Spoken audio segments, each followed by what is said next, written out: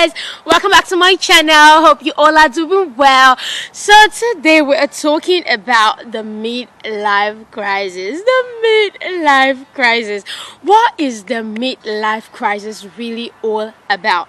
In this 21st century, a very interesting generation nowadays, there is such a thing called the midlife crisis, where if you are between the age gaps of 25 to 30, 35 to 40, then you may be suffering from the midlife crisis if you are in this category, where you have no house, no money, no spouse, and of course, no babies. So let's hear your thoughts in the comment section below. Are you between the age gap of 25 to 40? No house, no money, no spouse, no babies. Did you ever know that you were suffering from midlife crisis, or did others make it evident to you that you are definitely suffering from the midlife crisis? What is the midlife crisis really all about? I've told you already, and sometimes it's not like something that we've consciously been telling ourselves, oh, I'm suffering from the midlife crisis. No, it's just a stage where you're filled with anxiety, you're filled with depression, you're filled with trauma, and you're asking yourself, how are things going to turn out for me? The investments I've made, are they going to yield fruit? Why don't I have money yet? Why don't I have a stable paying job? Or why don't I have a stable business that is bringing in much money as returns? Or why haven't I built a house yet for myself? If not for my parents, at least for myself. Why haven't I been married already? Why don't I have a spouse? Why don't I have a baby? Like, why don't I have all of these things? And I see it happening from my friends. Like, what's so special about my friends that is not special about me? So we all find ourselves asking ourselves these questions from time to time, and this is really the midlife crisis. And you keep asking yourself questions, soul searching questions. You try to examine yourself, all your struggles, what you've been through, what has happened to you, and you feel like you fought a lot of battles, yet society is still keeping a lot of expectations before you, especially in our African society. I repeat, our African societies. Some people just won't let you be. They will keep storming into you. My daughter, my son, when are you getting married? When are you bringing babies? When are you building a house of your own? When are you buying a car of your own? Why don't you have money yet? Like, people keep asking you questions that you don't even have an answer for, and you're just struggling between your soul, body, and spirit to keep them together. And you're like, oh God, look at the things that are happening to my friends. When am I going to have them happen to me as well? When am I going to enjoy these blessings? And this is a very hard situation to be in. Why? Because I think I'm in that situation right now where I don't have no money, I don't have no house, I don't have no car, I don't have no spouse, no baby. Is it like we are actually very, very bad people? Like, we can't make the right decisions, like we can't do the right thing, we don't know how money works and how to study the principles of money. Why are our investments not yielding fruit yet? Why don't we get into that system where we are able to pick up higher paying jobs, or maybe set up businesses that will bring in much money as returns? Or why don't we have a house that we build yet, or at least have a comfortable house that we can be able to afford for the rent month in, month out? Or why don't we attract the right spouse, people that would cherish us for who we are, and we would cherish them for who they are, people that we can be in sync with, we can be compatible with, we can blend with, that we don't feel used, or we don't feel controlled, or we don't feel suppressed just because we are with them. So you keep asking yourself all of these questions, and people make you feel much worse by asking you the question, oh, you just got married, why don't you have a baby yet? You've been married for 5 years now, 2 years now, 10 years now. Where are the babies? What's happening? You and your husband should go for a checkup. You and your wife should go for a checkup. Why haven't you built a house yet? You've been working money left and right, selling, doing one thing or the other, picking up jobs left and right. Why don't you have a house of your own? Why don't you have a spouse yet? Now your friends, all your friends are married, they are in their homes. What are you out there chasing? And like, these questions keep coming, and you're asking yourself, oh God, when? What have I done? Like, Where did I miss it? Why are things not always working out for me? Why is my situation always different? And why will people always feel like it's my fault? They always want to talk about me. They always want to talk about things that are happening in my life. Do they think if they were in my life, they would act any better? They would make any better choices? Lord, I make my choices based on the best form of knowledge that I knew how at that point in time and the circumstances that were surrounding me. And so you keep asking yourself, will I ever be able to get it right? Will I ever be able to have money in this life? Will I ever be able to build a house in this life? Will I ever be able to have a spouse that connects with me and I connect with him, that we blend in spirit, soul and body together? Will I ever be able to have babies of my own and raise them up in the way of the Lord, or in the way that glorifies and pleases God, and make them profitable souls in society? So it's a very, very despicable situation, and I think someone needed to bring up this conversation, because sometimes, please, we should be very much aware of how we raise up conversations with people. Like, it's so heartaching when you just want to connect with someone. Maybe people are talking together and the person's like, okay, when are you getting married? When are you having a baby? When are you going to build a house of your own? When are you going to build a house for your parents? When are you going to have money? Like, why are you so broke after having a first degree, a master's degree, and even a PhD? You are abroad in Oyibo land. Why don't you have money? Why don't you have a house? Why don't you have a baby? Why don't you have a spouse? Why are you not married yet? Please stop asking people this kind of questions. Don't come and traumatize their trauma. Please don't come and add headache in their already pumping headache. Please, it's not proper, because we are really contributing much to people's midlife crisis, as I call it. Like, the midlife crisis is not a place to be in, and unless you are in those people's shoes, you would never understand what they are going through. So I think when we get to people, the first thing is for us to empathize with them, not come and add to their trauma, or come and add questions in their minds they cannot answer, or make them want to detest and despise God and start telling God, you've done it for A, you've done it for B, you've done it for C. Is it like I did not serve you enough? Why are things always going wrong for me? Why are things not clicking for me? And I want each of us to know that there is always an appointed time. Like, each time I am caught up in that web of midlife crisis where I'm asking myself deep soul searching questions, I feel so lonely, I feel unaccomplished, I feel unfulfilled. Or some people are trying to make it evident to me, like, okay, you are in the midlife crisis circle, no money, no house, no spouse, no baby, and instead of you taking out that time to see what you can be able to do to make your life relevant, to be able to do to move forward with your life, you're just caught up in that web of thinking and asking yourself questions that are not even relevant. And sometimes you want to even doubt God's love for you, or doubt God's presence in your life, or doubt if you're actually loved of God and you're a child of God, and if you love God enough, or if you are doing something weird that others are not doing, and because of that they are enjoying the blessings that you are not enjoying. So it's a very terrible situation. Okay, so like you all know, I like to do analogies. Today we are going to be talking about the situation of two ladies, best friends, who have been going through the midlife crisis for a very long time, and suddenly things kind of like turn out for them well, if I would say so. And then let's see how the story ends up. So let's assume the roles of Susan and Frida. So come with me.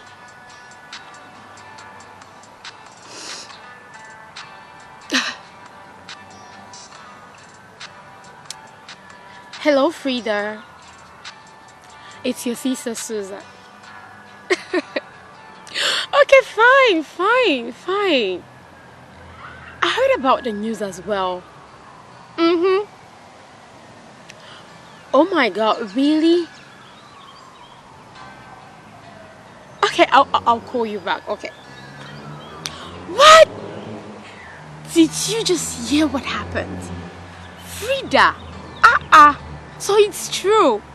After 10 years of waiting for a man that has been abroad, Frida is finally getting married. Yeah, like Frida is my best friend, and since childhood, we've always done things together. We washed plates together, cooked together, visited each other's houses every day. We always ate together, went and fetched firewood in the farm for our mothers together, went to the farms together. Like, she's such a great friend. I think when we're in lower seats, she accepted this relationship, and then the guy traveled abroad. He's made 10 years. Like, for 10 years, we have all been celibates, and now I just heard the news that he was coming into town, and I called Frida to confirm, and Frida just told me she was about calling me, telling me the same thing, but the man has just called her. So when she's done, she will call me back, and I'm like, no, I'll call her back. I'm so excited for my friend. Like, this is so beautiful. Hello Frida. Oh my god, congratulations. Okay, fine.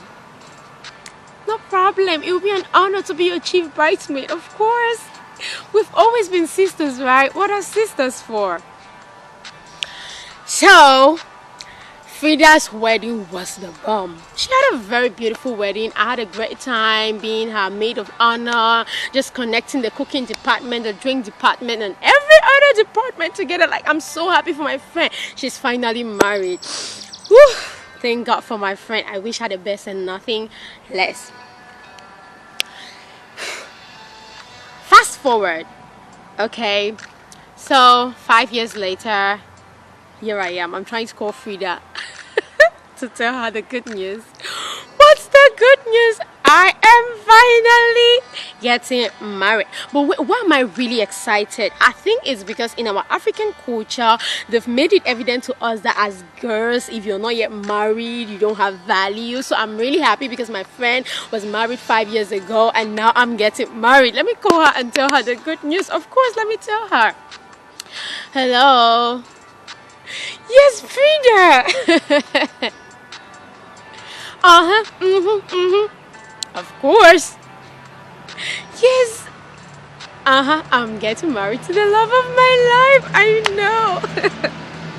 Yes, girl, it's really a dream come true. Okay. Of course, you will take care of all the preparations, right? I know. What? You won't be available? Okay, no problem. But I hope you and your husband will attend the wedding.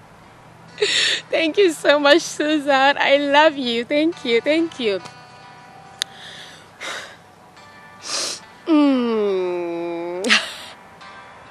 I'm so happy. Like, I'm so happy that I am finally married to the love of my life.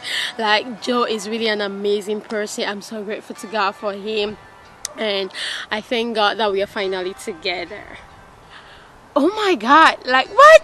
What? Yes. We just had a house of our own too. Did you know?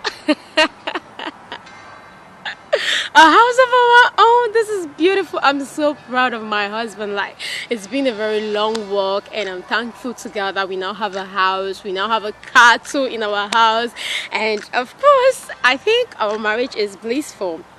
Okay, perfect.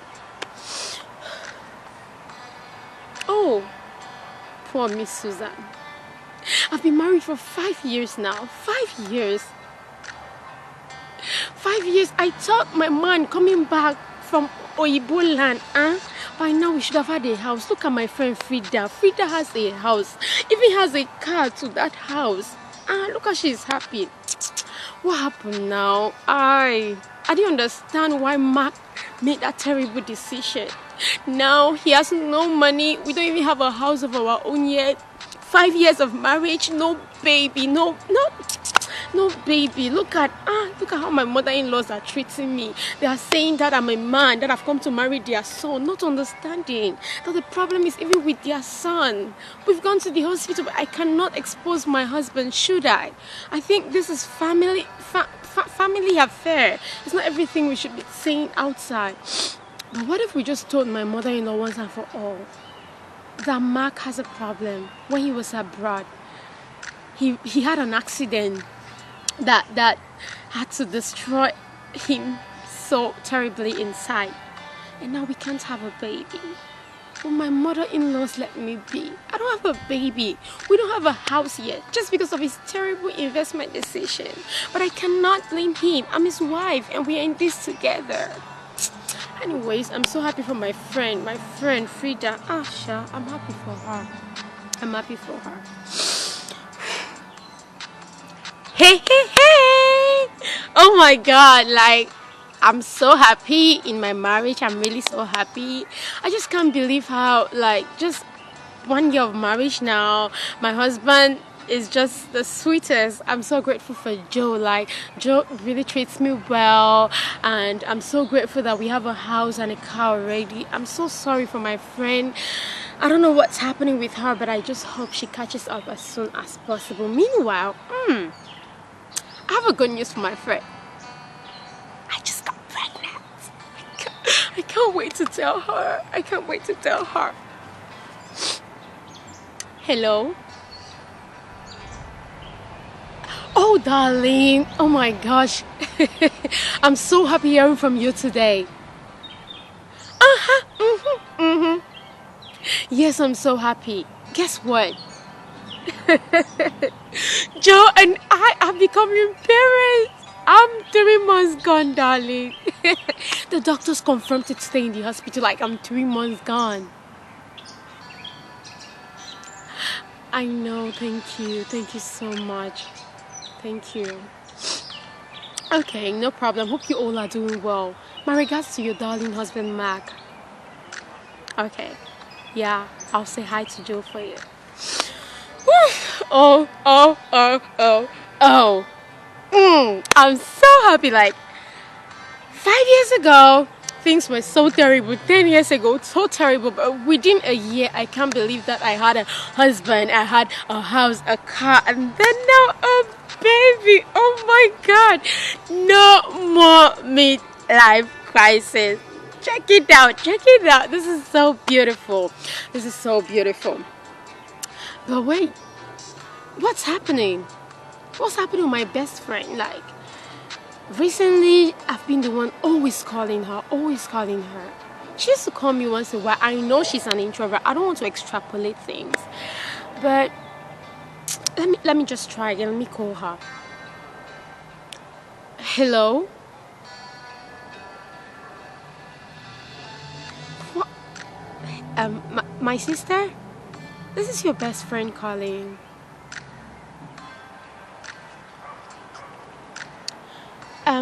Please, I just wish to ask, did I go wrong in any way? You know now. You know things have not been the same for a while now, ever since I got married. Like, I missed you.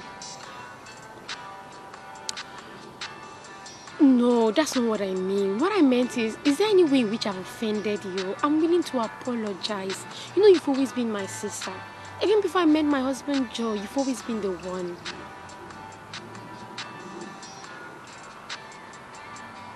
Okay. I just thought something is wrong. Okay. Okay. No problem. Have a great day. My regards to your husband, Mark. Thank you.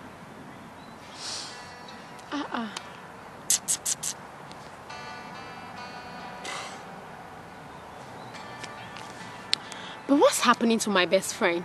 Like, she's calling me all the times. What does she expect me to tell her? And my people, what does she expect me to tell her? She got married just 1 year now. I've been married for 5 years. She has a house already, a baby, and then a car. And then she has a husband of her own. Anyways, I'm so happy for her. Believe me, I am. But I think I need more space in my home. Come on, we are both married now, right? I don't need her calling me all the time and telling me this has happened, this has not happened, that has happened. I have a lot of challenges to face in my own home already. I love her, but I think she should just concentrate in her home while I should concentrate in mine. Anyways. Oh, she's calling. Hello? Not again. Mama, not again. What's happening? What's it this time around? All the times you've been calling me. I know. You've not offended me. You've not offended me, my sister. I just think we both need space. We need space. Can't you see? We are both married women now. Your husband needs you and my husband needs me too. Come to think of it. Just 1 year today. You're married. You have a house. You have a car. You have a baby. You have everything. I have been married for 5 years now. No baby, no house, no car. Like, we are practically broke. I'm not saying like it's wrong you having everything you have. What I'm just trying to say is, please give me space in my home. Give me space. I need space to be with my husband and work out things. Okay? Please. Just stay away for the moment. Let's figure out our various homes. Okay? Take care of yourself. Bye.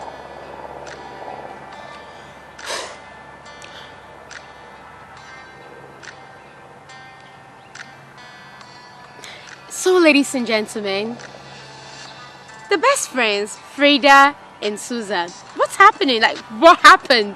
These are ladies that have both been in the midlife crisis scene.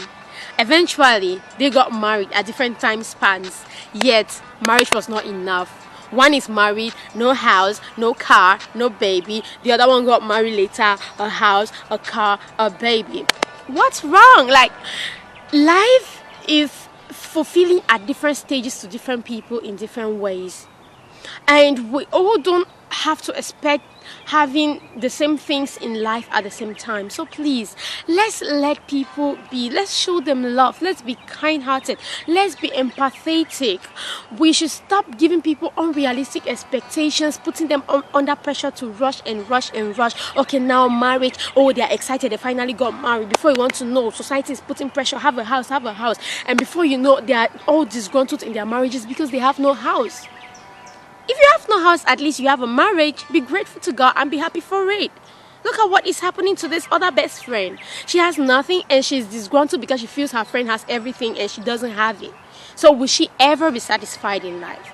I'm talking to you. Will you ever be satisfied in life? I'm talking to me. Will I ever be satisfied in life if I keep rating my life based on society's expectations? At this point you should have this, at this point you should have that, at this point you should have this. Please, let's be empathetic. Let's know that people have different time frames. Let's understand that God has a perfect plan and purpose for everyone with an appointed time frame. Let's let people be. Because God is blessing you now does not mean He will not bless other people. There is an appointed time for everything, and everybody's destiny is incredible just the way that it is. So if you cannot help, please don't hurt. If you cannot heal, please don't hurt. Let people be. Choose to help them. Choose to help them heal. Choose to help them go forward. Choose to understand them. Choose to empathize with them. And choose to stand with them through the storm, through the thick, through the things, and through the successes. Okay? So thank you very much, ladies and gentlemen. Please tell me which part of this talk session today that you could relate to. Are you suffering from the midlife crisis? Drop your comments in the comment section below. Let me know what you think. Please subscribe to this channel for more inspirational content like this. More contents where you can relate and where you can have a family and a community that lets you know that you are not alone. Thank you very much for watching. I love you, and from this end of mine to yours, it's a bye-bye till we see next time. Bye-bye.